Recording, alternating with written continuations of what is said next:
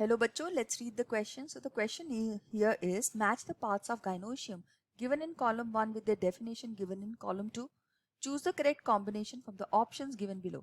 So यहाँ पे हमारे पास column 1 और column 2 में जो gynoecium है उसके कुछ parts दिए गए हैं.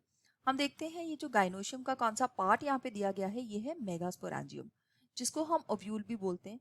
तो अब हम यहाँ पे structure of ovule को study करेंगे जिससे हम इस question का answer search कर पाएंगे. अब हम देखते हैं बाय वन ए पार्ट में क्या लिखा गया है. ए पार्ट में लिखा गया है फ्यूनिकल. तो सबसे पहले हम यहाँ पे एक वेल लेबल डायग्राम जो है इसका बना लेते हैं. तो हम देखते हैं कि यहाँ पे हमारे पास जो ओव्यूल होता है उसके अंदर एक स्टॉक होती है और इस स्टॉक को हम फ्यूनिकल बोलते हैं. ये स्टॉक वो स्टॉक है जो कि हेल्प करती है इस फ्यूनिकल को अटैच करने के लिए प्लेसेंटा से. तो हमारे पास ओवरी है, ओवरी के अंदर ओव्यूल्स है और ओव्यूल्स जो है प्लेसेंटा में एम्बेडेड है. तो ये फ्यूनिकल वो स्टॉक होती है जिसके साथ ये बॉडी ऑफ द ओव्यूल है. दूसरा पार्ट ये है जो बॉडी ऑफ द ओव्यूल है. सो हम कह सकते हैं ओव्यूल को हम दो पार्ट्स में डिवाइड करके पढ़ेंगे. एक तो हो गया फ्यूनिकल जो उसकी स्टॉक है और दूसरा है बॉडी ऑफ द ओव्यूल. तो ये बॉडी ऑफ द ओव्यूल को अटैच करती है प्लेसेंटा के साथ. तो यहाँ पे ए को हम मैच कर सकते हैं 5 के साथ. ए इज 5th. अब हम बी पार्ट को देखते हैं. बी में लिखा गया है हाइलम. सो हाइलम एक इस तरह का रीजन है जो कि फ्यूनिकल और बॉडी ऑफ द ओव्यूल का ये जंक्शन होता है.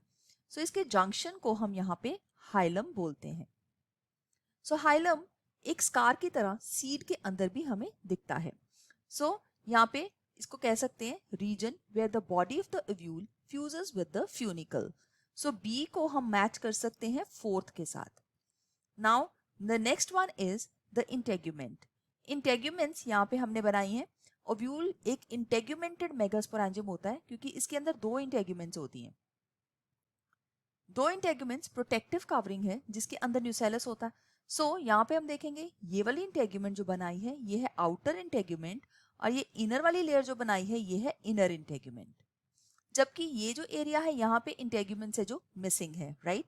सो इंटेग्यूमेंट्स क्या है? वन और more protective coverings of the ovule. तो यहाँ पे सी को हम 3 के साथ मैच जो है कर सकते हैं. अब नाउ 4th पार्ट हमारे पास चलाजा है. चलाजा समझने से पहले हम माइक्रोपाइल समझेंगे. इस एरिया की हमने बात की जिसमें इंटेग्यूमेंट्स नहीं है. ये जो एंड है इसको हम माइक्रोपाइलर एंड बोलते हैं. सो ओव्यूल के इस एंड को माइक्रोपाइलर एंड बोलते हैं जबकि जो ऑपोजिट एंड होता है इसका वो होता है चलाजल एंड. सो यहाँ पे हम देख सकते हैं चलाजल एंड क्या है. चलाजल एंड है basal part of the ovule. Basal part को हम चलाजल एंड बोलेंगे.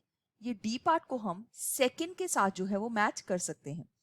देन इस सारे इंटेग्यूमेंट्स के अंदर एक न्यूट्रिटिव टिश्यू प्रेजेंट होती है.